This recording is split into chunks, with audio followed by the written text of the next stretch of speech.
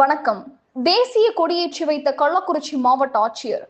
கள்ளக்குறிச்சி அரசு ஆண்கள் மேல்நிலைப் பள்ளியில் 80வது சுதந்திர தின விழாவை முன்னிட்டு மூவர்ண கொடியினை கள்ளக்குறிச்சி மாவட்ட ஆட்சியர் பத்மஜா ஏற்றி வைத்தார். தொடர்ந்து எஸ்பி மற்றும் டிஎஸ்பி காவல்துறையினரின் அணிவகுப்பு மரியாதையை ஏற்றுக்கொண்டார். இதனைத் தொடர்ந்து பல்வேறு துறைகளில் சிறப்பாக பணிபுரிந்த அரசு துறை அதிகாரிகளுக்கு சான்றிதழ் வழங்கப்பட்டது. உளுந்தூர்பேட்டை அரசு பெண்கள் மாதிரி மேல்நிலைப் பள்ளியில் இன்று சுதந்திர தின விழா கொண்டாடப்பட்டது.